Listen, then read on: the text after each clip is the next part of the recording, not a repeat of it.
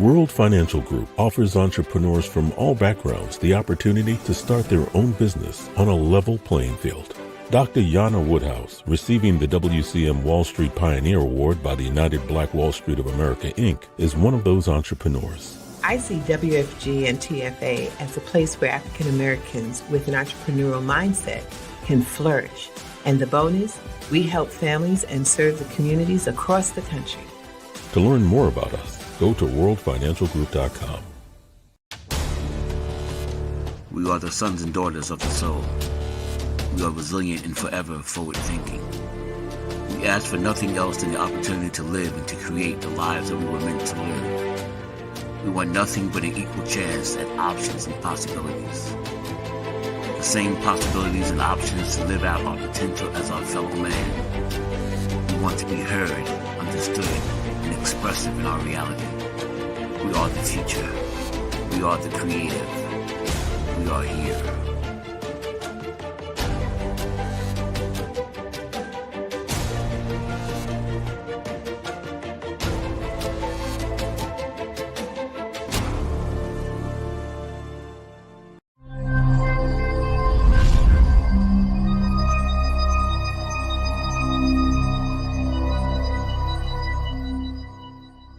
This is Kia Rogers, and you're listening to Urbanology with my dad, Tony Rogers, on WHCR 90.3 FM New York.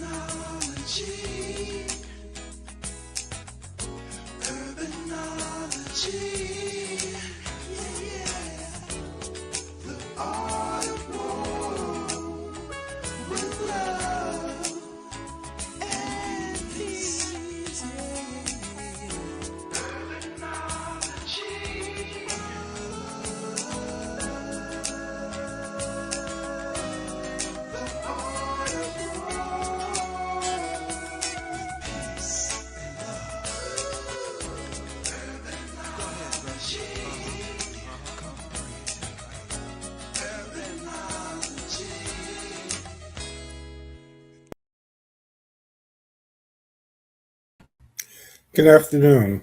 This is Tony Rogers, your host for Urbanology, the Art of War. I hope all is well. We are we are almost in spring, even though sometimes it's hard to believe.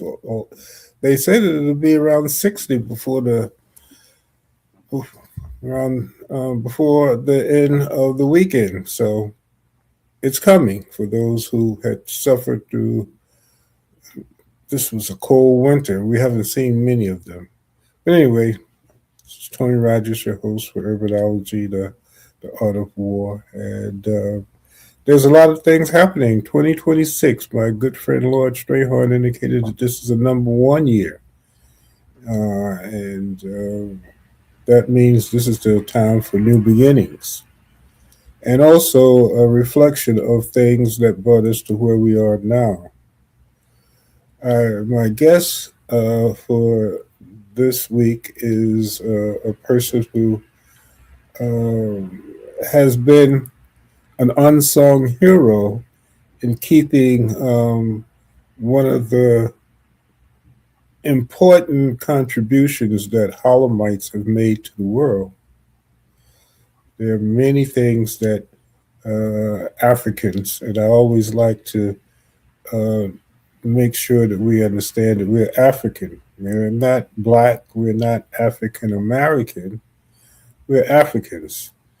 And when we start to really understand that, it begins to give us a certain type of a power, because we're not based on a color, we're based on a country, like a Chinese or a Japanese or any entity or any group that are from a different country will indicate that that's who they are.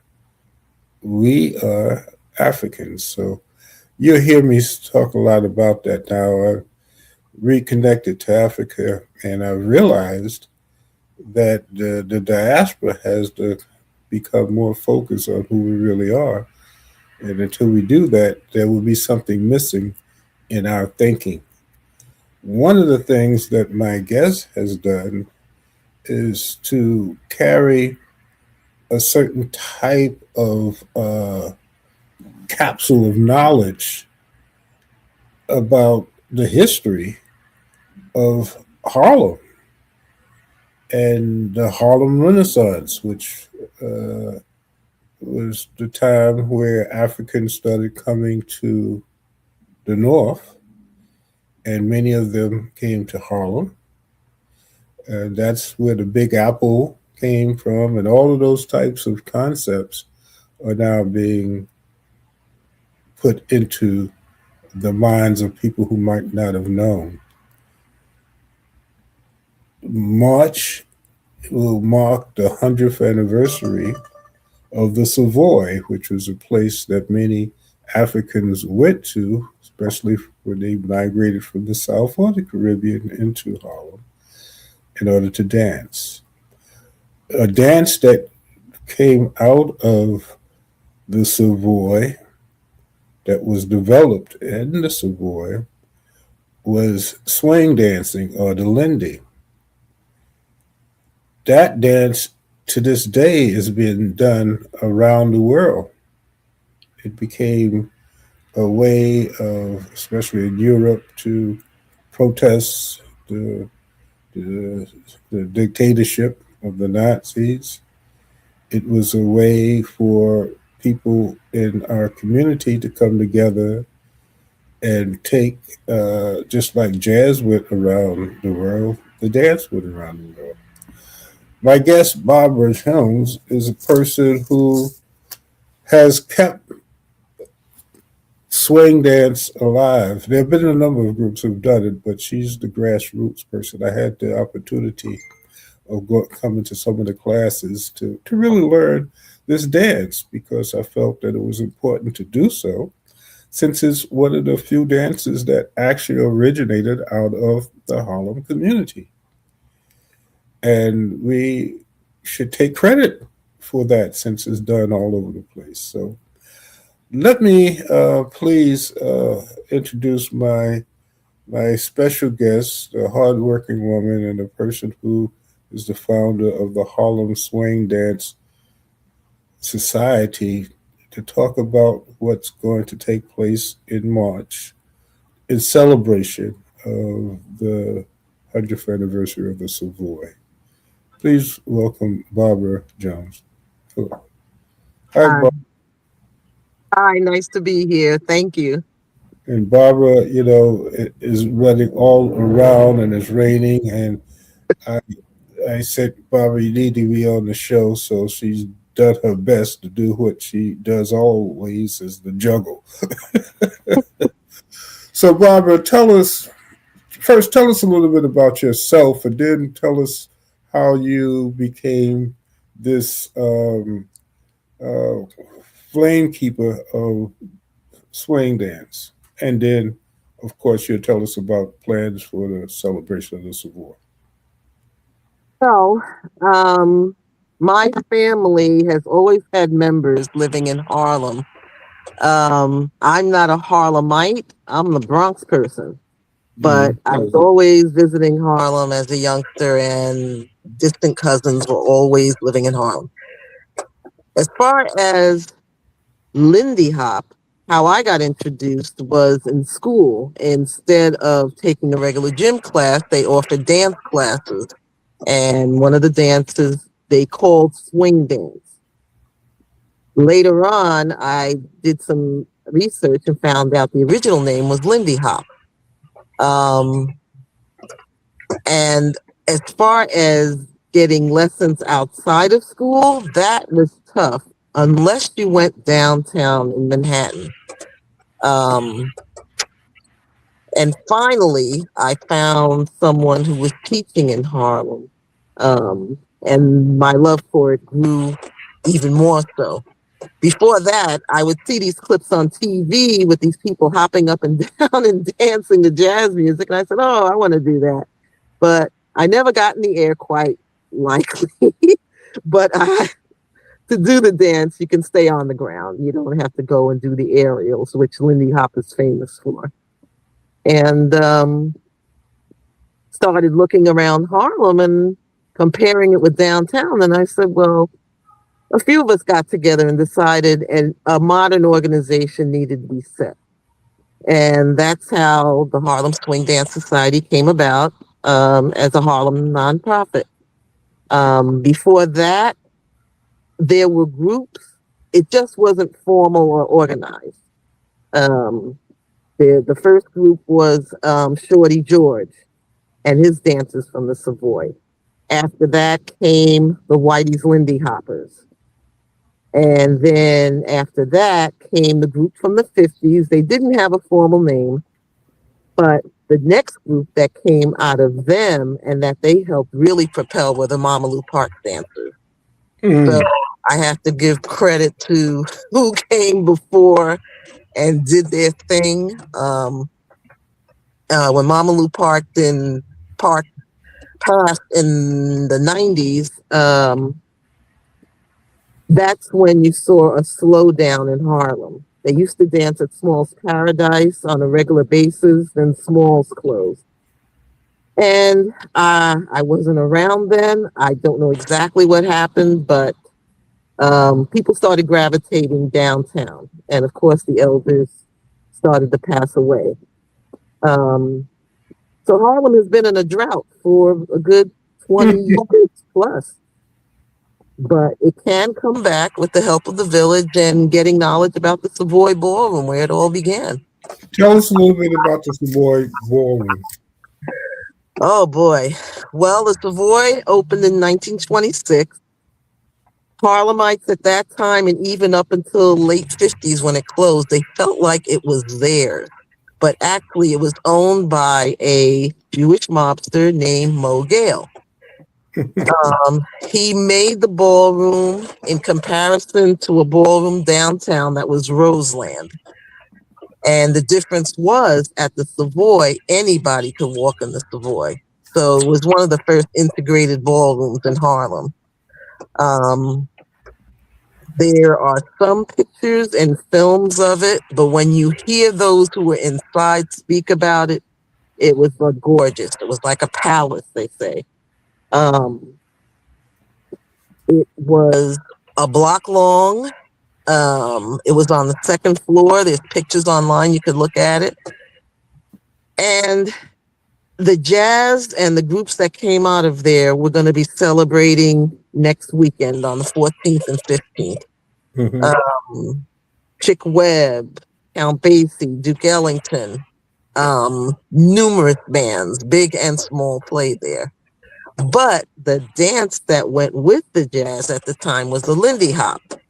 And it was done in other ballrooms in Harlem, but at the Savoy, it was special because it got perfected there. And you couldn't do aerials on a crowded dance floor, of course. But there was an area of the ballroom which they called Cat's Corner, and that's where they would show off or spotlight what they could do. Barbara, go ahead. Question. How did, well, we know about Lindy and his airplane stuff, but how did his name get connected to this Harlem dance? They say through newspaper articles and so forth, it was through Shorty George. Lindbergh flew in 27, but it was in 28, there was a dance contest that Shorty George was involved in. And when they asked him what he was doing, he said the Lindy Hop. Interesting. So, go ahead. So, I know I went to one of your presentations at the Jazz Museum in Harlem, and it seems that there, even in the United States, there's the California Lindy, and there was some individuals from a couple of other states who kind of have their own version of this dance. But it's something that has been around for 100 years, actually, that came out of Harlem. Yes, even the elders who used to be with us. I mean, I knew some people who were in the 80s and 90s, and they would say when they were kids, they saw a little bit of a version of the Lindy Hop or the beginnings of it, but it had no name.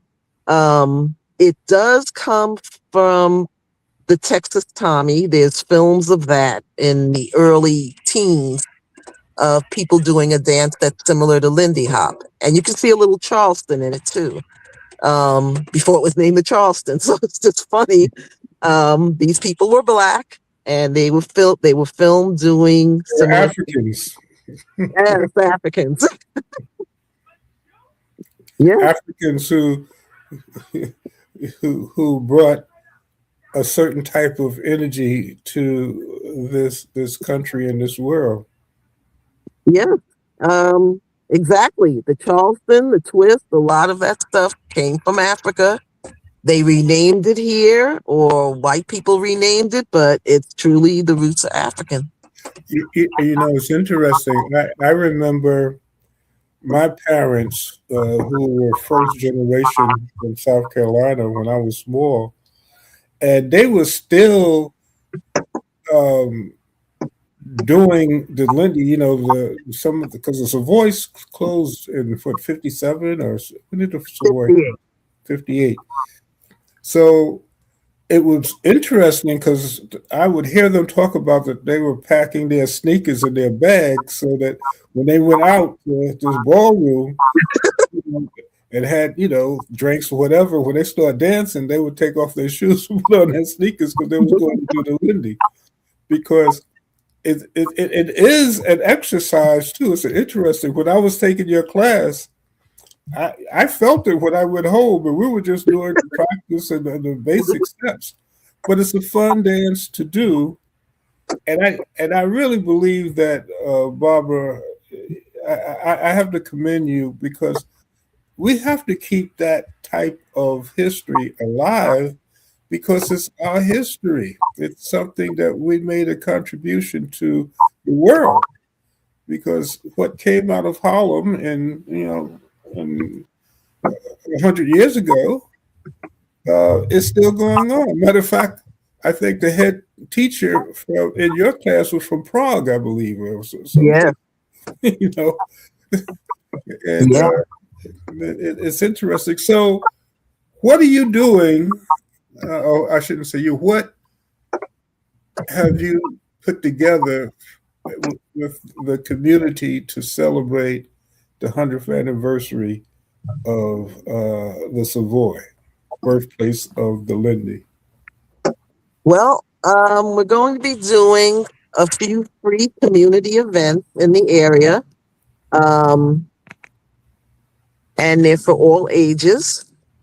The first being, or one of them being at Harlem Hospital. We're working with Barbara Horowitz with Community Works and doing an introduction of dance, not just the Lindy, but also those who helped make it famous. One person was Frankie Manning, and one dance that he is famous for that a lot of people don't realize is his version of the Big Apple. That was not only a line dance or a partner dance, but a circle dance. And they combined all of these jazz steps, again, that came from rooted in Africa. And it was a very popular dance in the late 30s.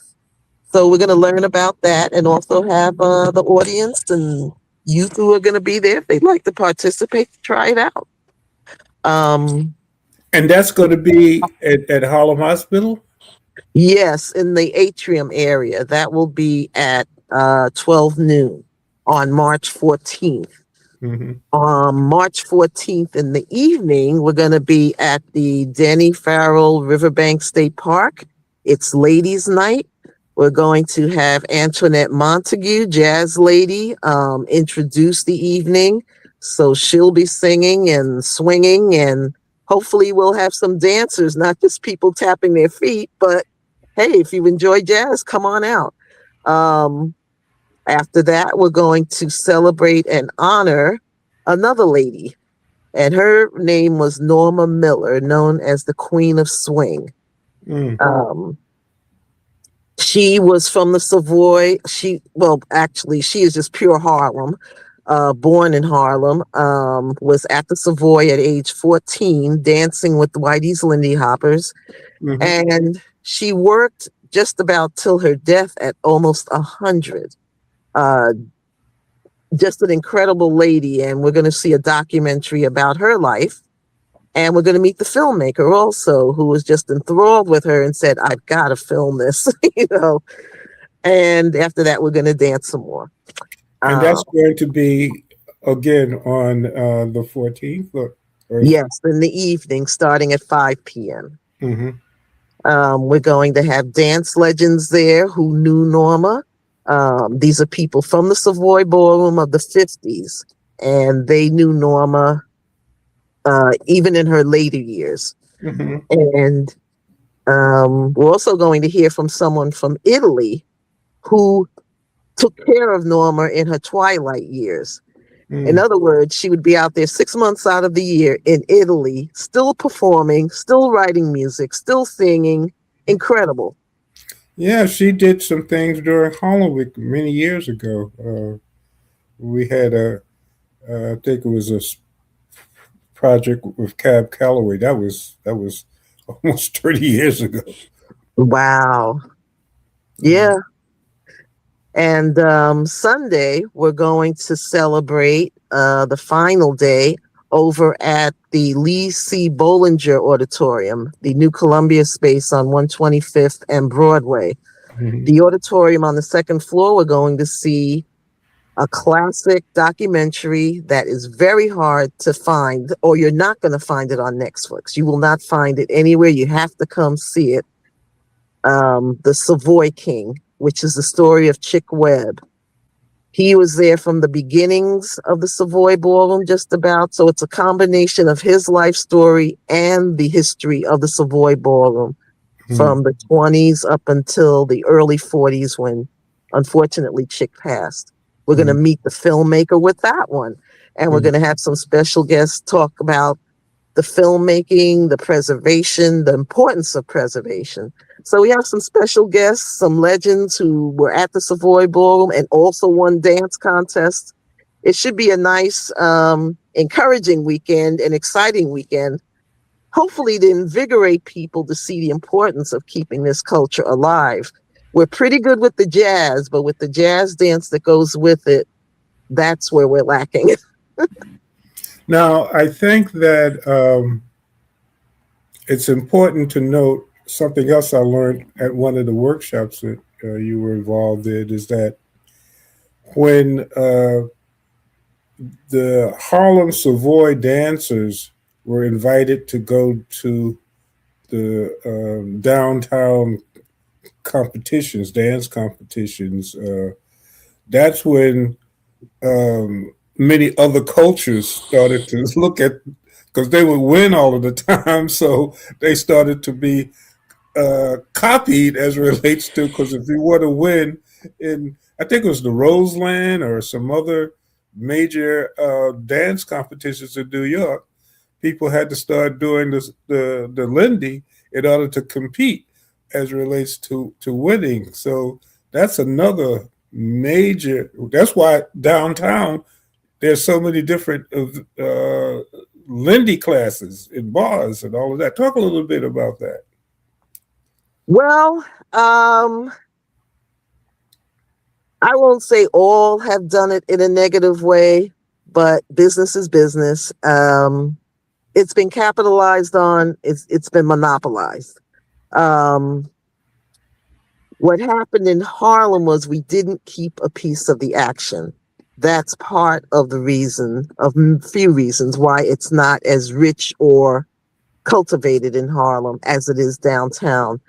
I mean, they also do competitions. They have 4-day extravaganza weekends.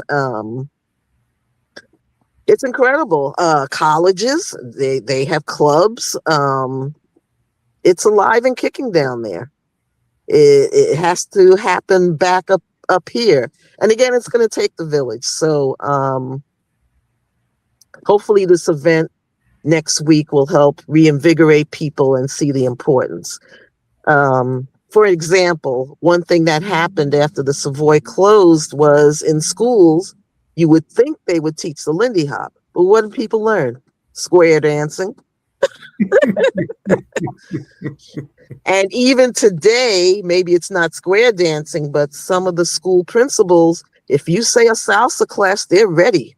But if you say Lindy Hop, I don't know what's in their heads, but it's like a frown. They don't see the importance. Well, I don't think, it's a lack of education, but that is true too. I know that there are a younger group, some Gen Zs that are starting to look at things a little differently, which is a good thing. And that's why it's important to promote and let as many people know about our history, because just as we're not black, we're not invisible, And what happens is when you see many of the things that we invented or created, it creates a situation where you would think that we're invisible because it has been completely taken over.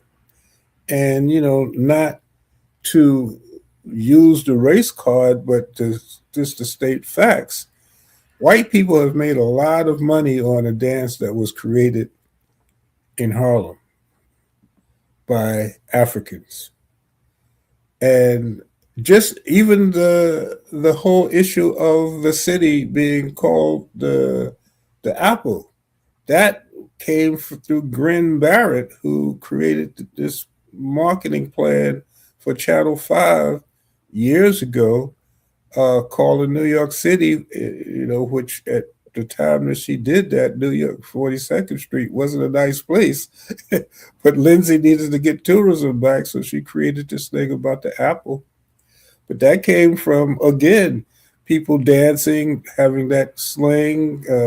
Cab Calloway's book that put the apple next to Harlem, and all of those types of things are very important. And one of the things that you did, and I think this is important to talk about, is that you can do the Lindy in any type of music. I remember we were doing our dancing, and some, there was really updated music or modern music that you could still do the steps.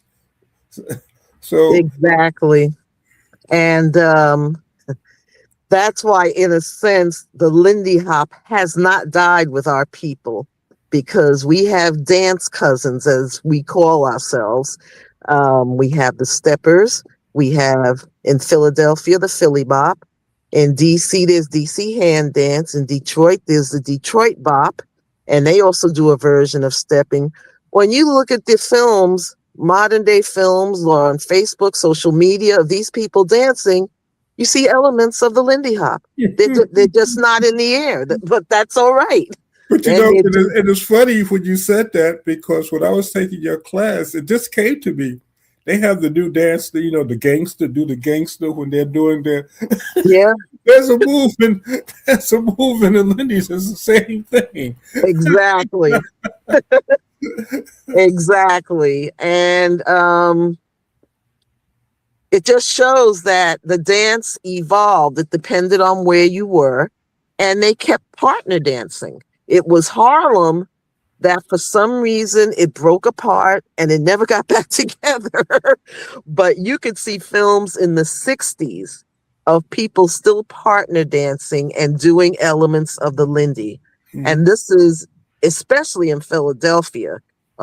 Maybe because they filmed it more because of Bandstand.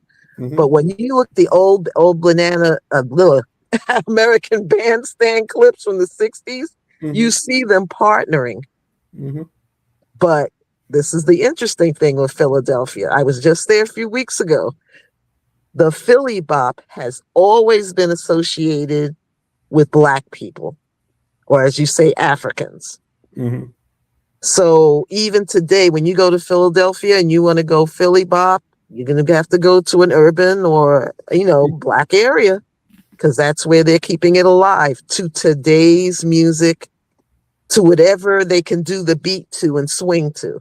So with our classes Tuesday night, that's part of what we teach, musicality. Listen for the beat and you can move the Lindy or the swing into it. Right. Now that's something our young people need to know. They need to see and know that they can be future innovators. You can do the Lindy on James Brown. Yeah. What is it? The right foot back and then 2 steps? Almost. I gotta do some of my practice. I guess it's what right step, 1 back, 2, 2, 1 back, 2, 2. Yeah. I mean, it's sad that in schools here in Harlem and elsewhere, doesn't matter if it's a Black neighborhood or white neighborhood, when it comes to the Harlem Renaissance period, they do not talk about the dance, the Lindy Hop. They'll talk about the jazz, they'll talk about the poetry and artists, but that's the part that's missing. That's why it's important for us to have these types of conversations. That's why it's important to have a Soul City and the many different types of things that allow for us to write our own narrative. But yeah, it's really, I mean, I know that partner dancing, because we used to, of course, at one point, salsa was a major entity that everybody did. Matter of fact, if you went to a party and you get in Latin, you would be sitting down for a while because they the only thing they were playing was Latin and 2 beats. There was no fast music, and then Motown jumped in, and then they started doing some of that. And then, we started doing, what was the name? The shuffle, do the shuffle. Dun, dun, dun, dun, dun, The hustle, But that was the last that I can remember coming up. Partner dancing. I mean, everybody, the 2 beat will never go away, for younger. Yeah, and it's really strange. But again, there were a lot of elements why in West Harlem this change or this generation that lost partner dancing happened. Mama Lou Parks was around teaching kids who wanted to learn the Lindy Hop. And it's funny. I never really connected Mama Lou Parks with the Lindy because I was young and I used to see that, but I never really connected it. I just thought it was athletics and a certain type of a dance that she needed. I didn't realize that was part of the culture with Mama Lou Parks. Yes. She was an incredible woman. I gave a discourse on her last year. And what she did was teach performance so that, again, during the Harvest Moon Ball contest at Madison Square Garden, our people would win the Lindy Hop competition. And it got so bad that white people stopped competing. See, the Lindy Hop died with them here in New York City because the Harlemites from the Savoy Manor in the Bronx, where Mama Lou Parks taught, and also at the school here in Harlem, they kept it going. But again, the one thing missing with her, it was always performance. It wasn't social. Had it been social dancing with the Lindy Hop, it would have made a difference of the dance being alive today. And I think so in Harlem. I think you hit it right on the nail. When we talk about Lindy Hop, we're talking about people flying in the air. So most people kind of shy away from that because they're not flying in the air. But that, Or they don't want to. or don't want to or can't. But the dance was popular, and it was almost I like the shuffle, just like some of the dances that we did party with, but it never was brought into the to the mindset of the marketing campaign to promote that type of thing. The only thing that was promoted were things that most people said that they weren't going to do or could not do. Yeah, but again, there were a few reasons why things happen that way. Now, for example, what you were saying about salsa on the east side of Harlem, these kids are acclimated to it. They can't help but hear it. They're going to see it, especially in the summer. They're going to see somebody in the park dancing. They're going to hear the music. They're going to see it in a parade. It's honored. It's brought out, you know. But when it comes to the Lindy Hop here on the west side of Harlem, there's a lack of, I won't say appreciation. Like you said, a lack of knowledge, but it's not there. You don't see people dancing. And all it took was one generation to drop the ball and it kept rolling. So that's one of the reasons why the Harlem Swing Dance Society, was set up to reverse that curse, flip the script, and to get people to know about it. We offer Lindy Hop experiences so the kids can at least try it out, at least know about it, because they're not getting the knowledge in school or at home. Are you still doing the Kennedy Center? Because I know Kennedy Center was doing some revitalization. Yes, Tuesday nights we're there. We offer a free class. So tonight we're there from 7 to 8 p.m. Generally every Tuesday. Right. So the Kennedy Center is back online then? Yes.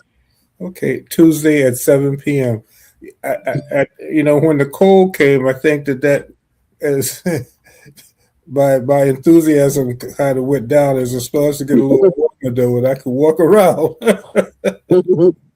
But I actually, I guess I better come to one of those classes before all of this stuff starts, because I don't want to be sitting on the seat and watching people doing what they're doing. So I gotta at least get my basics together. That would be good. My basics of my turns, so that at least I can participate.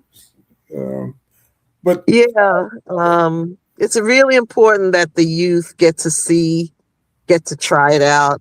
Get to try it out to today's music. I mean, we could swing off of Love on Top by Beyonce. There's so many songs out there. And they don't have to do it forever, but just to have that knowledge and pride. We've gone in some schools and the kids say the dance started in Europe. Can you believe that? But if they're only seeing white people do it, that's what's in their head. It's a white dance. It's crazy. And on the east side of Harlem, the kids don't want to do salsa, but they're acclimated. They got it in their head or in their blood some kind of way. And then later on, as they get older, they're like, oh, I want to go back to that. Grandma was telling me about that. I want to do it now. But you don't hear that here on Harlem with the children when it comes to Lindy Hop. So again, it's going to take some work, but with the help of the village, it can happen. Tell us, there's a bunch of organizations that are working with you. No, they're not. Well, tell us. Wait a minute. Let me let you finish. Let me let you finish. Okay. Because I cut you off. You sure did. Tell the listeners and viewers the organizations that are working with you in this particular venture, this celebration of the Savoy. With Savoy 100 Harlem, oh boy, it's really been great. We have WHDC, the West Harlem Development Corporation. We have West Harlem Arts Alliance. We have Harlem Arts Alliance. We have your station with Oh goodness, he's gonna kill me. WHCR. Yes. I was just on his show, Lamont, Hmm. the other night. Um, we have Jazzmobile. We have the National Jazz Museum in Harlem. So you have to connect the jazz with the dance. And of course, everyone in Harlem with these organizations, they're interested in the cultural history. It's just, to waken them up to see how they can fit. And it's been great. Who else is with us? The Harlem Tourism Board. You always Yes. Urbanology, yes. um, and now we welcome to Harlem. That does tours. I'm trying to get the logos in my head because there's so many. well the Community work. bottom, I think that the important thing, and now you have Soul City that's involved in some way, and as we do this every year, I'm sure that there'll be other ways to educate people uh, based on the different types of media options that could be available in order to do things similar to what we're talking about now. Because a lot of people just don't know. Yes. And we tend to not really realize our greatness sometimes, you know, we, you know, just as you were saying with the kids in school, they thought that the dance was created in Europe. A lot of times we tend not to appreciate, as I repeat, our greatness of Yeah. being African.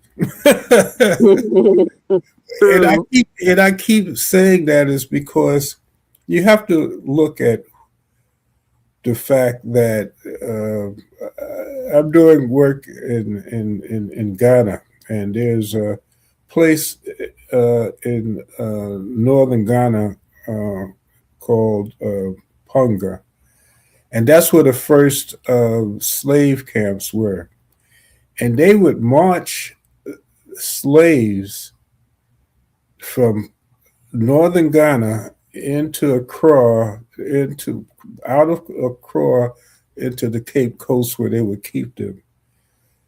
Uh,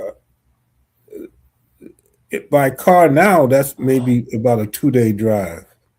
Mm, wow. So at that time, it was bush and rocks and all of that. So the slaves that came from Ponga to the slave camps in Cape Coast, were the strongest. And the slaves that left to the Americas on the ships that survived were the strongest. And the slaves that survived slavery were the strongest, which means the ancestral linkage are the best that Africa had ever had, and which is why you have so many unique African contributions to a land that they were brought to, or their ancestors were brought to. And when you see that, you see all of the things that has happened because we were the best that Africa had at the time to survive to get here. The people who became slaves were the strongest of the strong in order to survive. And that's the same with Senegal. That's the same, if you go to Gary Allen, you'll see the same thing where people were kept, how they were treated, how they were. I mean, and it's amazing that we don't understand that we come from the best of the best. That's why when someone says that they're black, I always correct them now. I says, no, you're not black. You're you're African. Because Chinese would not like you to call them yellow. Exactly. Exactly. They want you to call them either Chinese or Japanese or Filipino, but don't call me yellow. So don't call me black. I'm African. And when you start to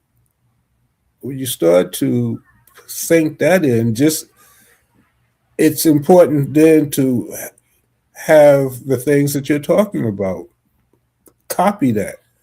As Africans, we created dance that people have done around the world that comes from our heritage. Yes. You know, when you talk about the circle and the apple, that comes from Africa. That whole concept, so it's important as we start to kind of re educate or to unbrainwash people is to first allow for them to know who they are. The history is meaningless unless you know who you are. You could better believe, just as you talk about the salsa, that's heritage. You Yeah. embrace that because that's heritage. Well, the things that we've done as Africans since we came to this land is incredible. And we should look at that not as Black or African Americans or Negroes, but as Africans. Yeah. And what you're doing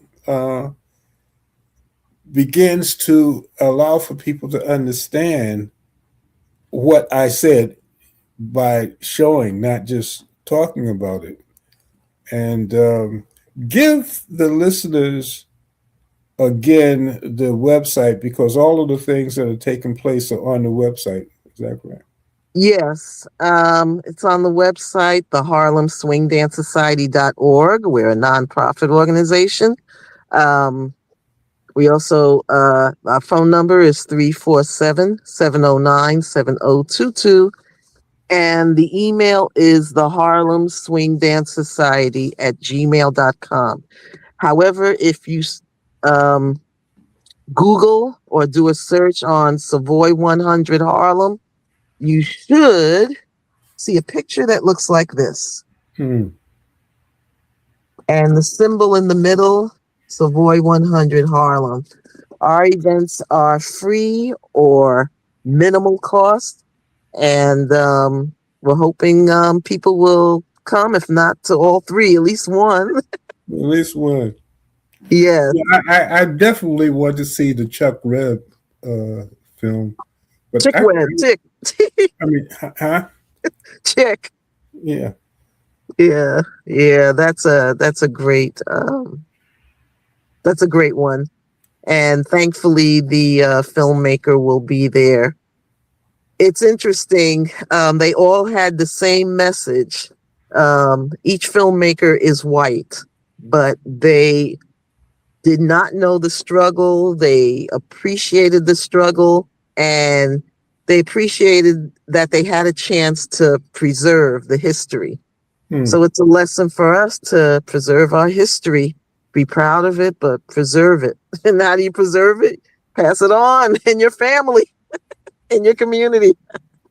And that's again, I always talk about the benefits of the African media, such as Soul City, the Harlem Community News, or WHCR, which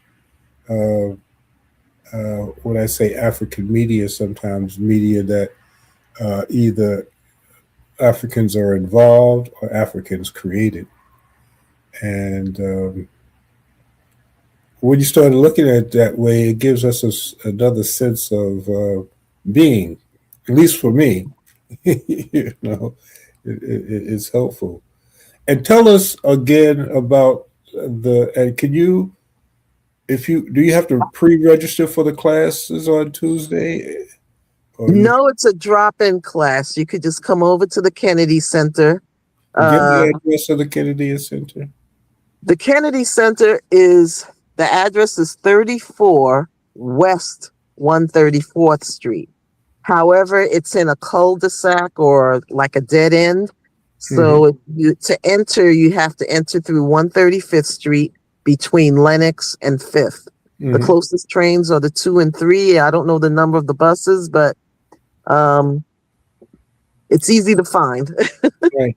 Yeah, when you get off the subway, especially on 135th Street, and you're walking east, you will walk almost to Fifth, but you'll see, as Bob had indicated, a cul-de-sac, uh, and you just walk, make that right, and walk down, and you'll see the big Kennedy Center sign. Yes, in the middle of the block on 135th. Right. So again, Barbara, thank you for taking the time to share with us some of the history of the Savoy. But most Yes. of all, you have, as I the keeping the spirit, keeping the history alive. I do commend you, and this is a good way to start Women's History Month as relates to doing the things that allow for us to understand the contributions that women have made in doing exactly what you're doing, carrying Well, the torch.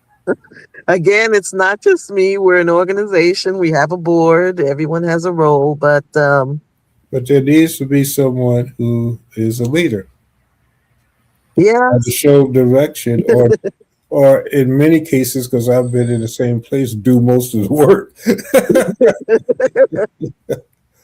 but but again, you're right. It takes a village, and I'm glad that those organizations have. So I think Jazzmobile also is involved in some way with what you guys are doing. So it's it's important, and Barbara, just keep it going. It's going to happen. It's going to It's happen. happen. It will. Even Senator Clear, she at the Malcolm X Plaza, she said there was a need for a Harlem Renaissance. You Mhm. know, um, she made a statement about it. So this is hopefully something that will encourage and be a part of that even more so. I Yeah. see Harlem changing for the better with all this. We just, as they said at one of the Harlem Tourism Board meetings, Carolyn Johnson said, we sometimes don't know what we have. And we've got to hold on to it and, keep the money circulating and, the culture circulating in the area. So people will come to us and we don't have to go downtown to them. Well, It's nice every once in a while, but we need a home here in Harlem for the dance. that's the art of war, creating a Yeah. situation where people come to you and not going to them. Thank you so much, Barbara, for all that you do. And as I said, I got to brush up on my steps so that I won't be a wallflower when I come to your events. Okay. Well, thank you. Thank you very much for letting me be on. Thank Appreciate you, Barbara it. Jones, the founder of the Harlem Swing Dance Society, who will be celebrating the 100th anniversary not only of the Savoy, but the 100th anniversary of the Second Harlem Renaissance, which, the first Harlem Renaissance. The Second Harlem Renaissance started in 1974. That was the theme of the first Harlem Day. And as many of you know, now that we're in 2026, I'm starting to articulate my view of the third Harlem Renaissance, because now we have so many different things that have taken place since 1974. Just as 1974 had a lot of things that it copied from the first Harlem Renaissance, as far as the culture, the art, the intelligence, and many of the things that took us up until this point. So now we're into 2026, really the third Harlem Renaissance, the beginning of the third Harlem Renaissance. So stay tuned. One of the great things is that there will be media, there will be the Soul Cities, and there will be the Harlem Networks and the Greater Harlem Chamber of Commerce and the Harlem Tourism Board, and many other entities that will keep the flame going. But this is Tony Rogers, your host for Urbanology Systems, thanking you for watching and hope you will be with us next week. Same time, same station. Take care. Bye. This is Kia Rogers, and you're listening to Urbanology with my dad, Tony Rogers, on WHCR 90.3 FM New York.